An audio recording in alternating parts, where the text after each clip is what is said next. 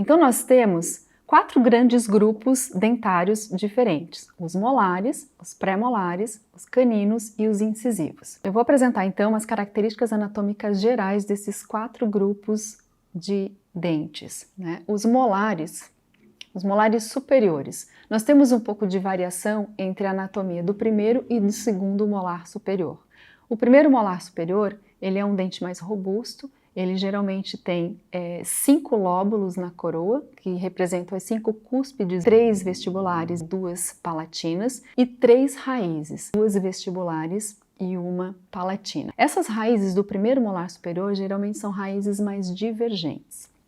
O segundo molar superior, ele tem uma característica anatômica muito parecida com o primeiro, porém com dimensões um pouco menores. E as raízes, elas têm uma tendência a serem raízes um pouco mais próximas e até fusionadas. Os molares inferiores são dentes que apresentam, geralmente, o primeiro molar inferior, 5 lóbulos na sua coroa, né? 3 vestibulares e 2 linguais, e o segundo molar inferior, apenas 4. Tanto o primeiro quanto o segundo molar inferior, eles apresentam apenas 2 raízes e seguem mais ou menos o padrão dos molares superiores. O primeiro molar, raízes um pouco mais afastadas, e o segundo molar, raízes um pouco mais aproximadas. Os pré-molares já têm uma características um pouco diferentes entre o primeiro e o segundo pré-molar. O que acontece na arcada superior? O primeiro pré-molar superior, ele geralmente é um dente que tem 2 cúspides com os comprimentos muito parecidos e geralmente ele apresenta 2 raízes. O que acontece no primeiro pré-molar superior? Essas raízes, a grande maioria dos dentes apresentam 2 raízes, mas essas raízes podem se apresentar parcialmente fusionadas ou às vezes até tripartidas, vamos dizer assim. As raízes vestibulares, elas se dividem em 2 e esse dente passa a apresentar 3 raízes. Quando a gente fala do segundo pré-molar superior, ele é um dente um pouquinho menor do que em relação ao primeiro pré-molar superior e ele vai apresentar as 2 raízes geralmente fusionadas quase que totalmente. Então ele passa a ser um dente que não tem as 2 raízes bem definidas como no primeiro, que é uma característica bem forte do primeiro pré-molar superior. O primeiro pré-molar inferior, ele tem uma característica diferente de todos os outros por apresentar uma cúspide lingual quase inexistente.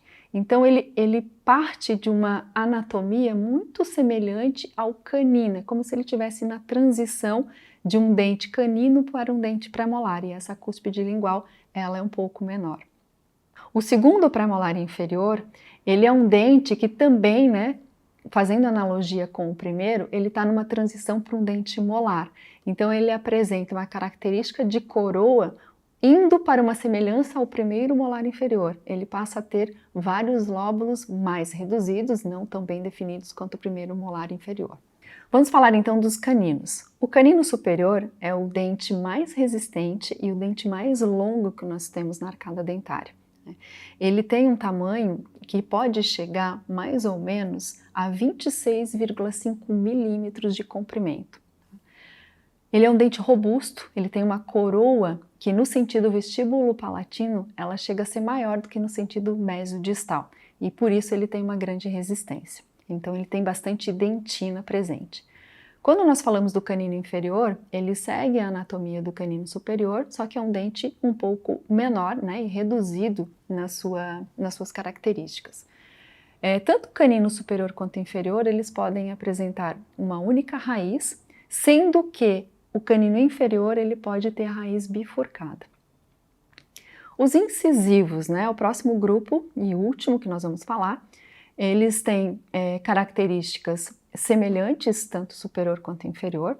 O incisivo central superior, ele é o maior e o mais largo dos incisivos, tanto superior quanto inferior. Ele tem uma raiz única e a sua coroa é em forma de pá. O incisivo lateral superior, ele segue as mesmas características anatômicas do incisivo central superior, só que com dimensões reduzidas. Em termos de comprimento, ele geralmente tem 1 milímetro apenas de diferença, mas olhando em boca e anatomicamente, você tem a impressão de que o incisivo lateral ele é muito menor do que o central. Quando nós passamos para os incisivos inferiores, as características seguem semelhantes, só que são dentes mais reduzidos, o incisivo central maior do que o lateral, e agora a coroa desses dentes, eles têm um aspecto de cinzel e não mais de pá, tá? Ambos também apresentam uma raiz única e dificilmente essas raízes aparecem bifurcadas ou divididas.